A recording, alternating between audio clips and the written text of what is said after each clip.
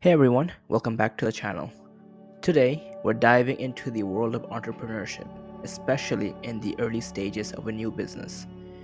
Now, when you're just starting out, the most important skill you can have as a founder is spotting opportunities and having the guts to take risks. This is the essence of entrepreneurship. But here's the catch: as your business starts to grow, the game changes.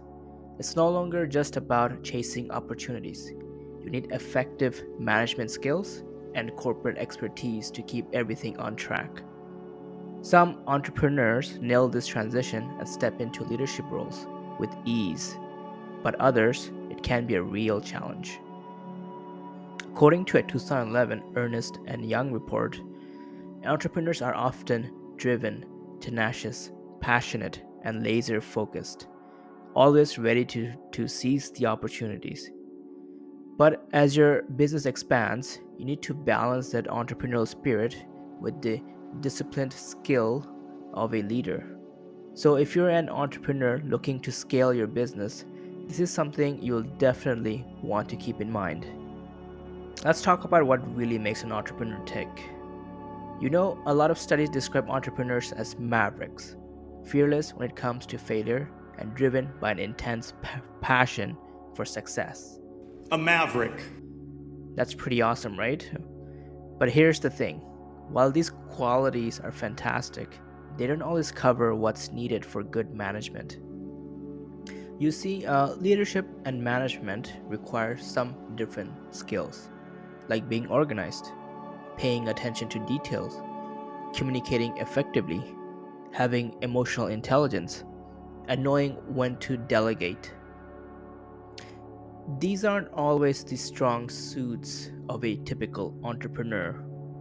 As Indian executive Vinit Nair pointed out, a big part of effective leadership is about empowering others in your company to reach their potential and really excel. So, if you're an entrepreneur, Antiquities dealer, entrepreneur. it's not just about being a fearless maverick. Maverick. To really succeed as a leader, you've got to cultivate those management skills and focus on helping your team shine. Now, let's chat about management, specifically the way Canadian business expert Professor Henley Mitzberg breaks it down. He says there are three main areas of management: managing by information, managing through people, and managing through action. Now, here's the deal: many entrepreneurs, especially in the early days, find it tough to manage by information. Why? Because it requires building solid systems and communication networks, which are essential for running a large scale business. Now, a lot of entrepreneurs are great at managing through action and people, but when it comes to creating those information systems, they can struggle. And that's a big deal when you're trying to grow and scale your business. So, if you're looking to expand, this is definitely something to work on. Let's talk about a real world example of the challenges entrepreneurs face when their businesses start to grow. Take, for example, Stelios, the Cyprus born founder of easyGroup.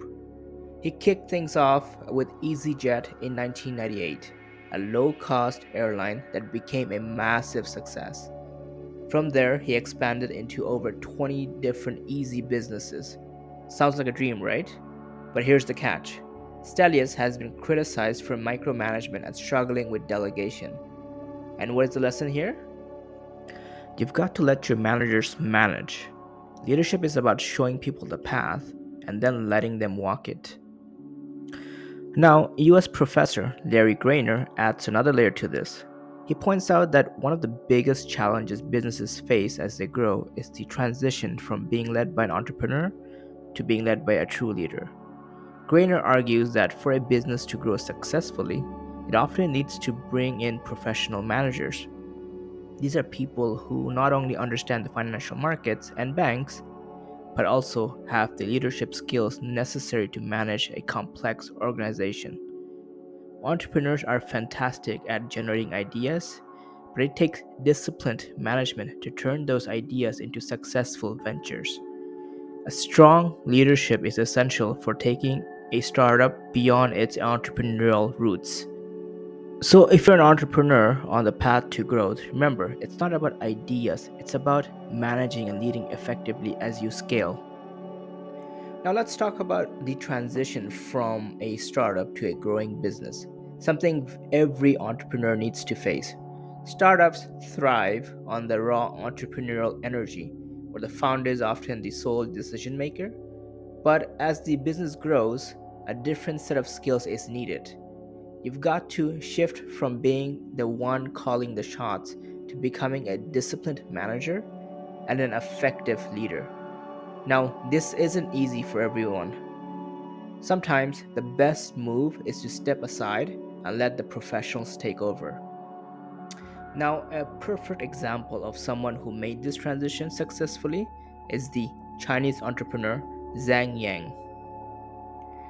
Now, born in Guangdong in 1957, Zhang saw a critical shortage of paper packaging materials in the Chinese export sector. However, in 1985, she launched a paper trading business in Hong Kong. Then in 1990, she moved to Los Angeles and co founded America Changnam, which quickly became the top exporter in the US and the largest exporter to China. But Zhang did not stop there. In 1995, she returned to Hong Kong and co founded Nine Dragons Paper with her husband and her brother. This company grew to become the world's largest producer of packaging paper. By 2006, Zhang made history as the first woman to top the list of China's richest people. Zhang's journey is a powerful example of how transitioning from entrepreneur to business leader can lead to incredible success. So, if you're an entrepreneur looking to grow, remember that sometimes the skills that got you there aren't the ones that'll actually help you grow your company beyond its startup phase. And thank you for joining us today. This concludes our video. Please do like and subscribe, and also please leave comments in terms of topics, in terms of what you want to see as an entrepreneur. We're always trying to do our best, and as well as we all want to be an entrepreneur. Just want to know what kind of struggles you had to face as an entrepreneur as you grew your company. Yes, any comments would be greatly appreciated. And as always, thank you and cheers. Take care. Bye.